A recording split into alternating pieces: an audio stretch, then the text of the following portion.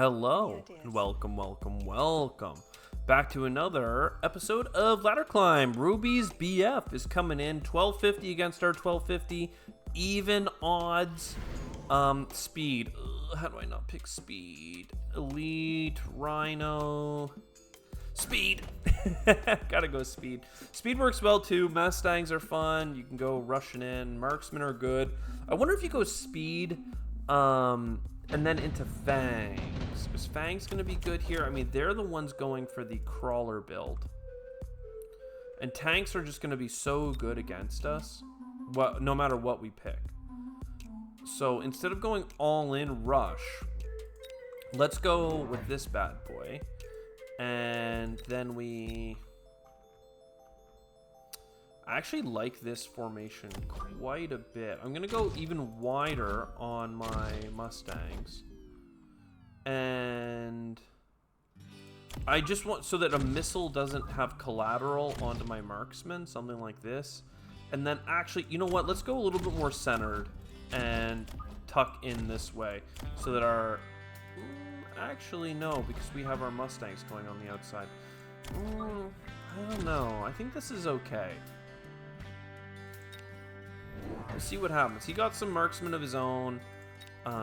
Again, we're fast because we've got the speed boys. So even our marksmen are kind of running in. I wonder if this would have been a time to do like the short and stubby range marksman build. And actually our speed made us connect with the tanks at a good time here. So it's not going to be good enough because unfortunately they are through in the center. But look, we expected that to happen when we had Mustangs against tanks. It just wasn't going to be it, fam. Here they go connecting. We might get this first. I doubt it. Ooh, that was enough to stop their damage. That's pretty sick, actually. I don't think it's going to work because they're going to kill this as soon as this debuff is done. And then we're gonna go down here real quick because there's no way I can kill all these crawlers, even if this debuff was done and those tanks were out. You know, we killed like 3 of them. Cool. So they have rush builds of small individuals. Mass-produced rhinos is not what I was looking to do. Subsidized Mustangs are nice. Heavy hackers aren't even that bad. I just don't really have a tanky frontline unit. I think it's going to be a Helion here in a minute. In a hot minute. So for a moment, let's go with this and maybe even though they die quickly, another squad of Fangs. I could also go +1 deployment and get another marksman. But I don't think that makes sense. I think we just going to get into something that'll counter these.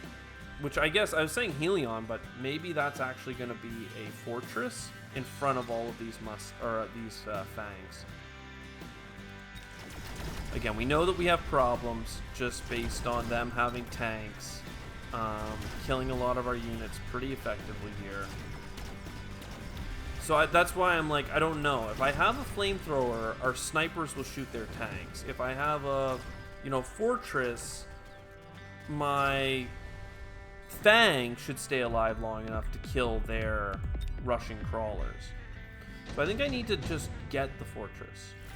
Take the extra $50, unlock the fortress, buy the fortress, put it up front. I could even buy it armor, but let's put that off for a moment and just get another marksman on our weaker side. Yeah, something like this seems good. Oh, we are so burned up. We are so dead this round.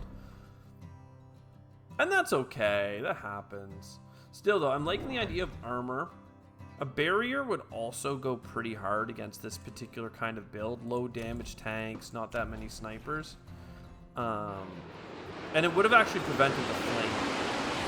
It's going to kill basically all of my units. Like, see this here and this here. Absolutely well done by them. Fortress doing good work. And again, if all these crawlers were dying to something else, I think that actually armor makes sense here. Just watching how this damage is coming in. And then you get a Helion or whatever behind him. And maybe that kills all of the ground boys. It's a lot of like giant specialty stuff, but you know, I actually like the idea of it. Extended range with less damage. It's almost always going to be good, but if you go parasitic ammo, you can unlock the Helion, you can take the rapid resupply, and you can put it right on them. And that, to me, is pretty goated, actually. And then, yeah, you get another sniper. They've got good stuff going on, don't get me wrong, okay? They got some good stuff, but I think all this, like, trash running at our Vulcan is going to work out well for us. I don't know, maybe we'll get the extended range on the Vulcan, just to make sure that they stay at bay.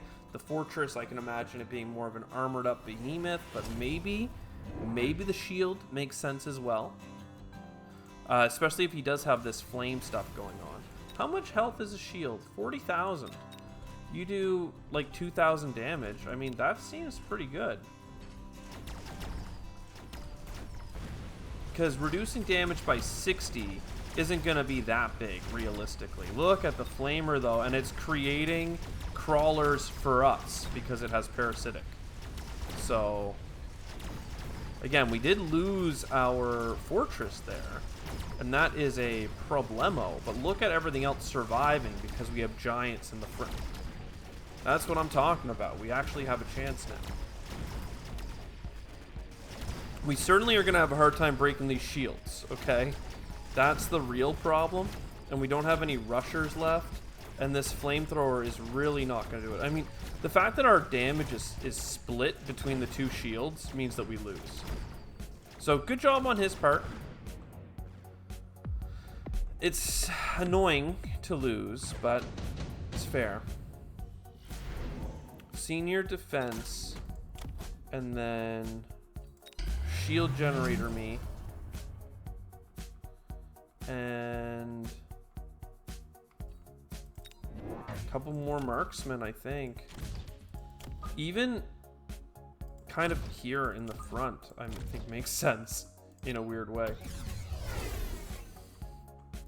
We'll see how this goes. Again, he's got a good line of tanks, and I have a lot of marksmen to be upgrading, but I took a loan last turn to try and get on top of the damage, because, like, we're at 1,800 health. Like, we have to turn this around. He's taking a loan, and he's buying extended range. That's not good for us, okay? That is very not bueno. It might, in fact, be the end. Again, I just can't seem to get through these shields. He's doing 3,000 damage with some of these units. I thought this said 40,000. That did not, like... Okay, never mind. It's 5,000 on a level 2. Never mind. Doesn't make sense. Good for him. Good for him. Again, we're turning a lot of their units around by creating crawlers on their side for their sniper line to shoot at.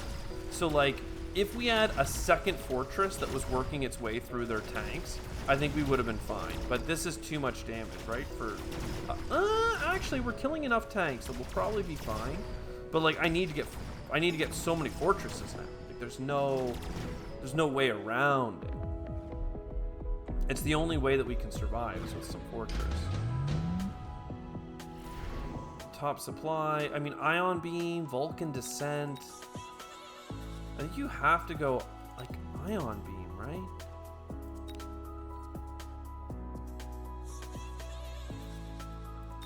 Ion beam, and then you just kind of put it here, put it on this first unit, and you kind of slant it inward. I don't think they move very much. Fortress, you gotta fortress up. He might do something similar, but like, you just gotta kind of make this front line happen. And upgrade. I mean, the marksmen are doing work, okay? The question is, do you take a loan to stay in the game? Do you take a loan, buy range? I have to like let this team comp work, man. I have to just do it. So they are doing a laser beam that's going to follow my units. Fair enough. That's pretty solid. We have one that's going to work through their back line of snipers. And they killed my flamethrower, so they win, I think. Yeah, because I don't have a way of killing all these crawlers, and if I'm not diverting all of their tanks to overkill... GG. GG. I mean, I didn't have any redundancy, right? Like, I bought 2 fortresses to create that redundancy. Even if I had bought range and speed or whatever as one-time purchases, we did not have it here. They just had a really great fundamental build of tanks, marksmen. Good. I mean, good. Well played by him. Well played by him. We gotta get this under control, though, man. We gotta. Like, we're beating 1000s pretty consistently. We drop a game here and there because we're not consistent, and sometimes we're playing around with builds, but gotta get this together.